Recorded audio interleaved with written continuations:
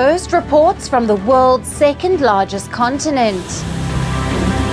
Hello, I'm Alison Lagrange. A very warm welcome from Durban, South Africa. We get you the news and the newsmakers from Africa.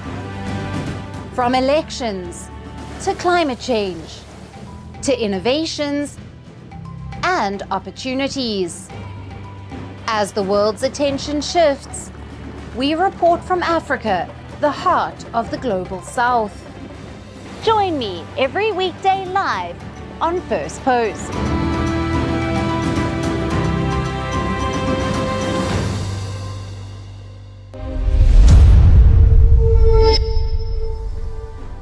Hello and welcome to Firstpost Africa, where we get you the top stories from the continent and from across the world.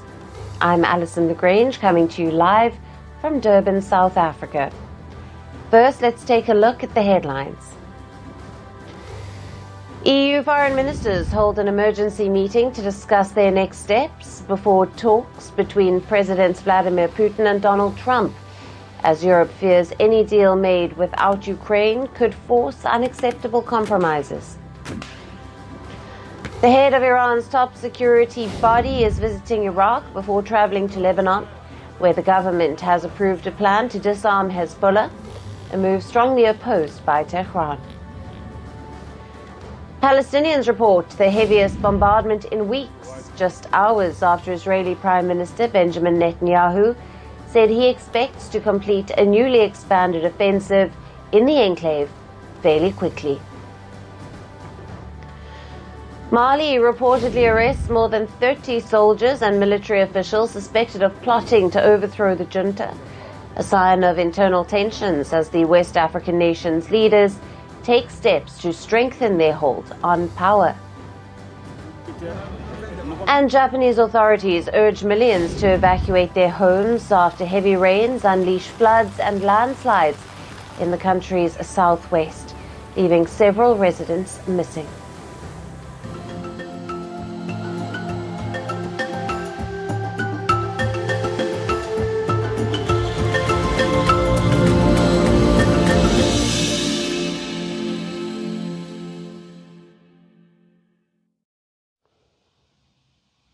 Hello and welcome. In the Sahel nations of Niger, Mali and Burkina Faso, a wave of resource nationalism has surged since a string of military coups swept through the region. Now, the junta-led Sahel nations are nationalising gold mines to reclaim control over their mineral wealth from Western powers. Anti-West narrative and national sovereignty are at the centre of their economic policy. And keeping up with this trend, Niger's junta has now announced the nationalisation of the country's only industrial gold mine. The SML gold mine is situated on the bank of the River Niger. In 2019, Australian group McKinnell Resources Limited took control of the mine. And now the junta has accused the Australian operator of serious breaches. The junta criticised the firm for failing to implement a $10 million investment plan, which allegedly led to tax and wage arrears, worker layoffs, significant increased debt, as well as production stoppages. The move to nationalise mines also stems from deepening security crises across the Sahel. In May, a bomb blast in the terrorist-hit West Niger killed at least 8 workers at the SML mine in the Tillaberi region. The army has deployed more than 2,000 soldiers to fight the terrorist groups in the surrounding region. Now, in a similar move in June, Niger nationalized the local branch of the French uranium giant Orano. This also comes against the backdrop of France's waning influence in the Sahel. Juntas in neighbouring Burkina Faso and Mali have also been severing ties with foreign mining companies in recent years. While Niger is outrightly nationalising mines, Burkina Faso, Mali and Guinea have focused more on contract revisions and stronger oversight rather than formal seizure of assets. In 2020, the junta in Mali pressured a Canadian mining company and other foreign operators to increase local ownership and to improve investment commitments. Now, Mali's junta also reviewed contracts with the various companies to renegotiate terms more favourable to the state. Now, similarly, Guinea's junta pressured companies to increase local ownership and to ensure more direct benefits from bauxite exports. In 2022 and 2023, Burkina Faso's junta took similar steps by pushing foreign companies to increase investments and to improve contributions to the local economy. The juntas have been capitalizing on a widespread belief that the Western nations have profited too much from the region's resources, and the nationalisation drive is a way to reclaim control over it. The anti-West sentiment is not just shared by the Sahel nations, but also other foreign players vying for power in Africa. New partnerships with Russia, China and Turkey have also boosted the confidence of the junta-led Sahel nations to end dependence on Europe. Now, for more on this, we have with us Beverly Ochieng, a senior analyst at Control Risks, joining us live from Dakar, Senegal. Thank you for being with us, Beverly. Thank you as always, Alison. Now, Beverly, how does Niger's outright nationalisation of the SML gold mine compare to the approaches taken by the countries like Mali, Burkina Faso and Guinea, which have opted for contract renegotiations and tighter oversight rather than this complete asset seizure? Well, with Niger, it's a slightly different context. The military government is under a lot of financial pressure. They're facing inflation as well as shortage of foreign currency. So there is some pressure to push that onto commercial operators. And it's been more forthright. Since Chiani came into power, he has made targeted comments against mining operators. So as you've seen and you've said, France's Orano lost some of its assets. The Chinese National Oil Company also had a dispute with the government. And although the three Sahelian countries and Guinea share the ambition of nationalizing resources, there have been more aggressive measures by Niger compared to the other two countries because of different pressures, but also the robustness of regulation and influence in the varied mining sectors. Right. And what potential impact could this move have on foreign investment in Niger's mining sector, particularly in light of the government's accusations that the Australian operator failed to meet investment commitments? Well, I mean, for commercial operators who are still present or considering going into Niger, they have to assess various risks. Some of the operators need to just look closely at their adherence with local regulations. Are they up to date on taxations, contributions, social security? Are they meeting their local content strategy according to the government? The military government has been looking closely at investments, the track record of investors in the country. Are they meeting those obligations? Those military rulers are not necessarily unwelcome to foreign investments. In the Arlet region, there are Canadian and other foreign operators, but there's the need to develop expertise in Niger, meet tax obligations. So that those are some of the things that we would be advising commercial operators to think of, not just in Niger, but across the Sahel and West Africa. Right. And given that Niger's junta has been consolidating control over natural resources, could this decision signal a broader trend in West Africa towards resource nationalism? And what might this mean for global gold markets? I mean, generally, the drive to nationalize resources predates military rule in the Sahel. Tanzania is one of the earliest examples under the former President John Magufuli.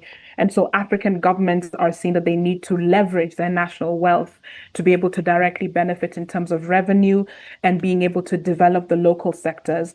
The concern is that various countries are using different tactics. The Sahelian military rulers have been fairly aggressive, and that has eclipsed some of the more moderate views we see. In Gabon, for instance, the government now is trying to look at developing the hydrocarbon sector by building the capacity of the state entity. In Guinea, even though they did expropriate a bauxite mine, they want to ensure that they're meeting infrastructure requirements. So it's about thinking strategically around which are the countries that are pulling their drive around developing the local sector and how to negotiate in challenging military and authoritarian environments. Beverly, as always, great to have you on the show. Thank you very much for your analysis there. Thank you.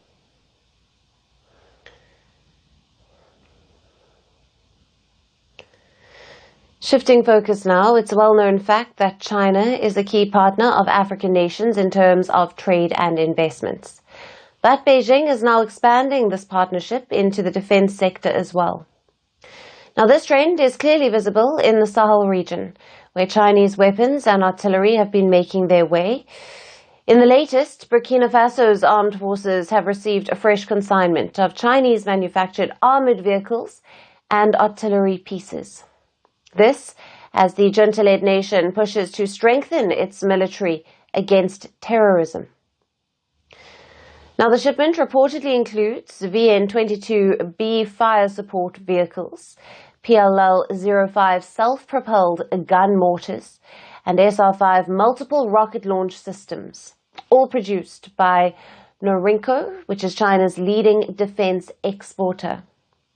Now, these additions form part of multi-phase modernization drive, which was announced in 2023 by the coup leader, Captain Ibrahim Traoré, aimed at preparing the army for intense engagements against insurgents in the arid north and the forested border regions. Footage of newly painted vehicles in desert and tropical camouflage being transported to the landlocked West African nation is now circulating widely on social media. Now, the VN-22B stands out as a wheeled fire support vehicle designed for agility and high striking power in dynamic battle conditions. Burkina Faso has not disclosed the financial terms of the deal. Now, just days earlier, Mali's armed forces also received a batch of Chinese armoured vehicles.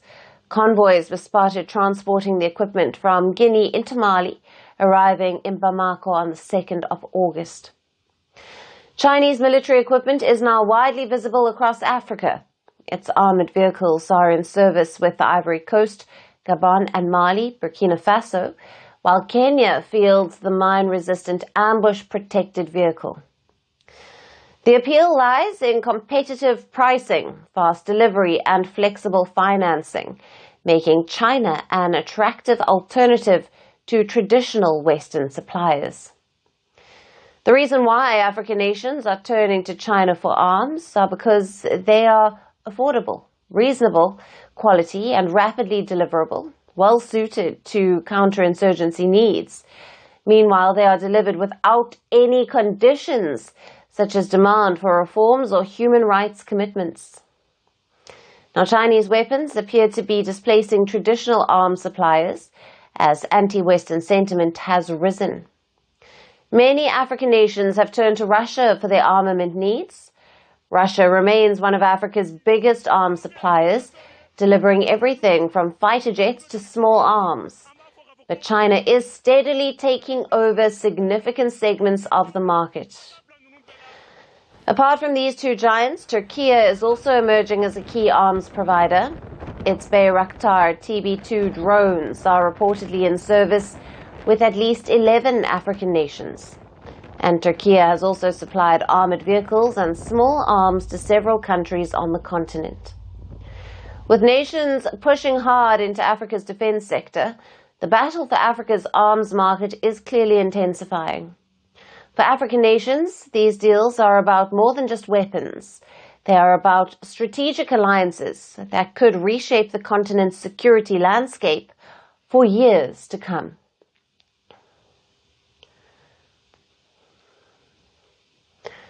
And shifting focus to Namibia, Africa's largest uranium producer is ramping up its nuclear ambitions. Namibia has formally launched its bid to join the Nuclear Suppliers Group, or the NSG. It is an international body that sets rules for the export of nuclear technology and materials to prevent their use in weapons. As part of the campaign, a Namibian delegation will reportedly lobby the International Atomic Energy Agency and the NSG chairperson on the sidelines of the IAEA General Conference in Vienna next month. Namibia is one of the world's top uranium producers, Africa's largest and the world's third largest, with mines capable of supplying up to 10% of global demand for nuclear fuel. Joining the NSG could help Namibia add more value locally rather than simply exporting raw ore. Membership would give Namibia a seat at the table in shaping global export controls, ensuring the rules align with its economic interests, and signalling that the country meets high nuclear non-proliferation standards. It would also enhance Namibia's standing as a responsible nuclear materials exporter, attract foreign investment into its uranium and energy sector, and boost its bargaining power in international energy and security discussions. As a major uranium supplier, Namibia's entry into the NSG could also strengthen ties with key global powers, including the United States, China, Russia, and the European Union members, all of which hold NSG membership. This push comes as Namibia advances its own nuclear energy plans. The President, Netumbo Nandi-Ndaitwah, announced during her first State of the Nation address this year that Namibia will begin formal discussions on developing its first nuclear power plant. A reactor would help the country reduce its heavy dependence on imported electricity, currently sourced primarily from South Africa. It would also provide a stable baseload for industrial growth, turning uranium from a simple export commodity into a driver of domestic energy security. Namibia's limited domestic generation capacity leaves it vulnerable to regional power shortages and droughts. Developing a nuclear plant could not only end the import dependence, but also position Namibia as a future electricity exporter within the Southern African power pool. With its enormous uranium reserves, strategic location, and growing energy needs, Namibia's nuclear energy plans could reshape its economic and geopolitical standing, making it a central player in Africa's civil nuclear future.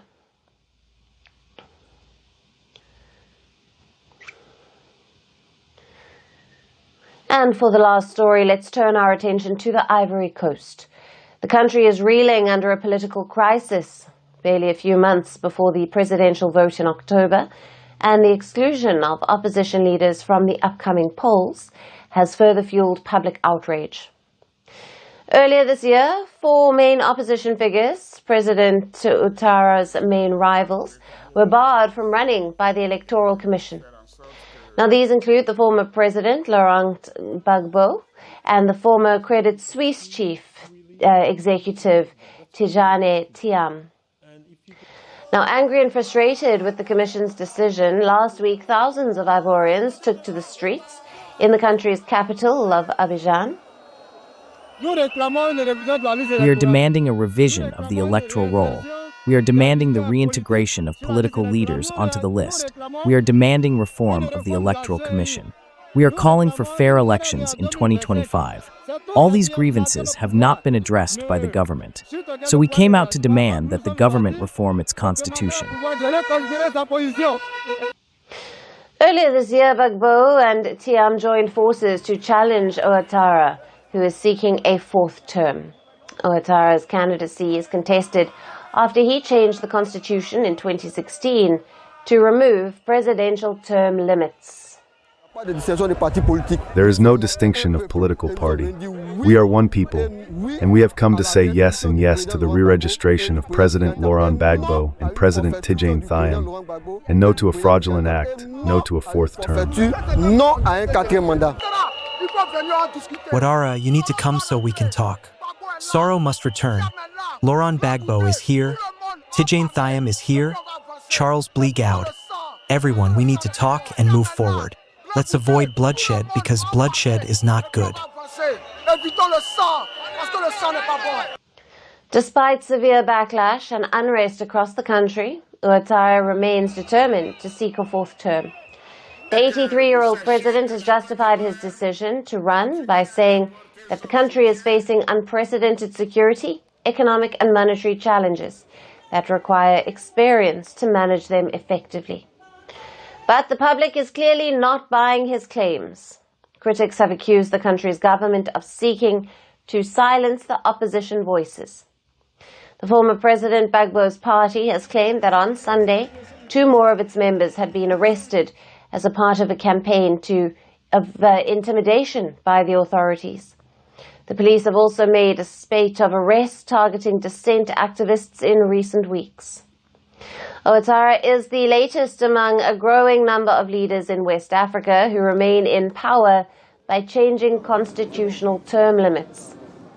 Coup leaders in the region have used alleged corruption within democratic governments and electoral changes as pretexts to seize power. This is what led to a split in the Economic Community of West African States, or ECOWAS. Elections in Ivory Coast have usually been fraught with tension and violence. When Ouattara announced his bid for a third term, several people were killed in the election violence, and now that he has yet again announced his bid for a fourth presidential term, the possibility of a similar unrest looms over the country. And that's it on the show for today. We will see you again tomorrow at the same time. Thank you for watching, and goodbye.